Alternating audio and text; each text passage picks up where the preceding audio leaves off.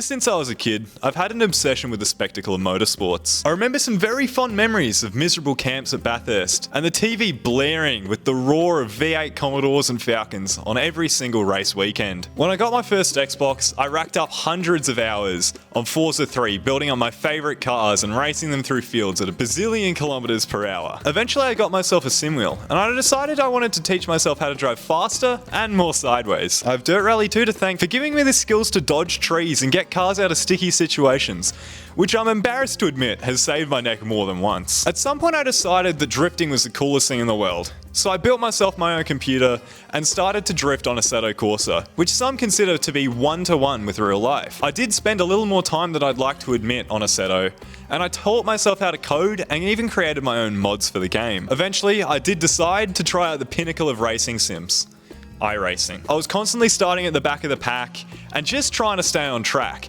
but I did eventually start getting better and better, and I finally won my very first race. And oh boy was that a rush that I still remember. I think I did enough donuts that I actually got disqualified from the race after that win. I did all of this before I even had a car or a license. So that was what was going to come next. As any Aussie would know, there's 3 different types of licenses in Australia. You've got your L's, and they basically mean you have to have a parent in the car the whole time.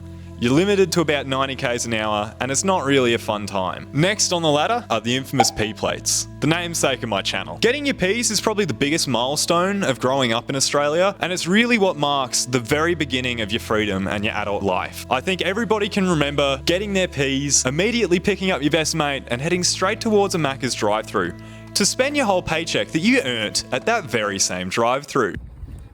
What in the... The other very common activity of your P plates is putting a freshly acquired Commodore into a pole or gutter.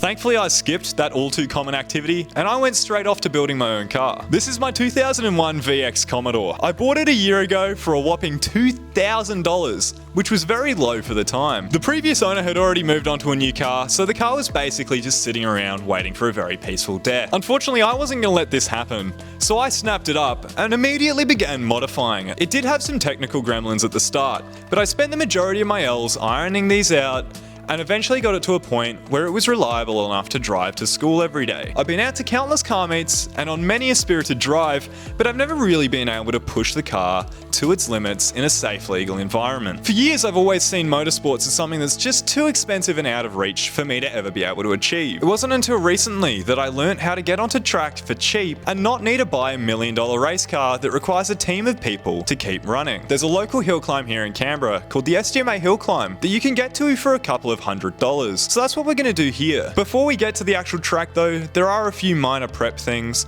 so that's where we're going to cut to now. There's only one thing we really need to do to it. There's one other thing that we're going to do just to get a bit more performance out of it. It's actually required to have a fire extinguisher mounted in the car within arm's reach and on a metal bracket. So this is a Bunnings fire extinguisher which will do the job, it's perfectly fine, but there's no way to actually mount it to the car. So for that, I've gone off onto the interwebs and I've purchased this very fancy metal bracket for about $75, but hopefully it will fit right up and then we'll be set to go. Now I was a genius and I decided I wanted to chop the springs in my car, so we're going to put some normal springs in as well, which is hopefully going to stop the car from bottoming out on every single corner. So I am quite clueless about some of these things, so I'm going to introduce my buddy Andrew Erickson and he's going to lend out a hand.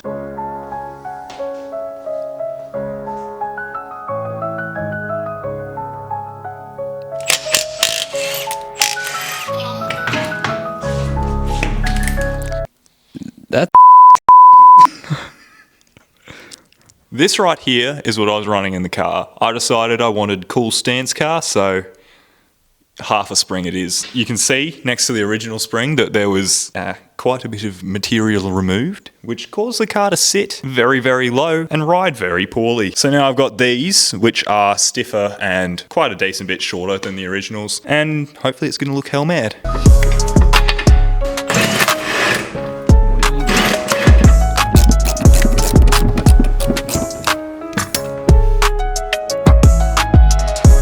Fire extinguisher is now in. It's looking nice and pretty and we're about to take the car out for a spin. So yeah, I think you will next see me at the hill climb.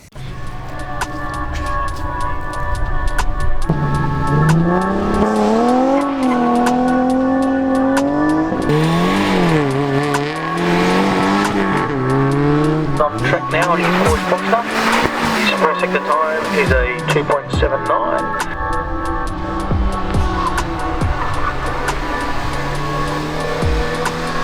Alrighty, we are out here at the STMA hill climb. It's totally not after we've had our 5 runs, and I'm totally still hoping that I get under 60 seconds and place second last. Well, you'll see how we did, and I'm pretty happy.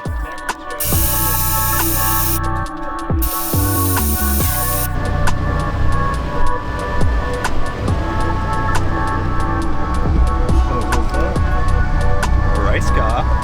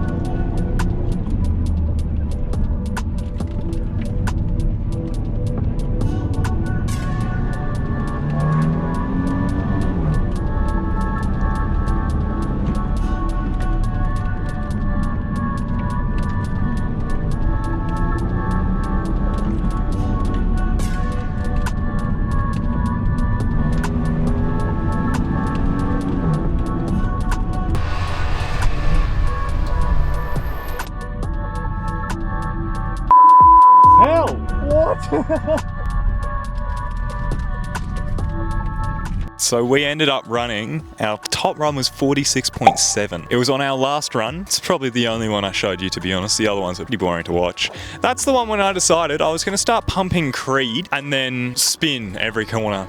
Because why not? We're here to have fun. I set a much faster time than I was expecting. Much faster. I was expecting maybe a 59.9 and would be very happy with that. There's another Commodore here that's supercharged and manual, which this is not, that I still put about 6 seconds on. So I'm quite happy with how this car's performed. 56th outright out of 63 entrants, but first time on the track. I'm quite happy.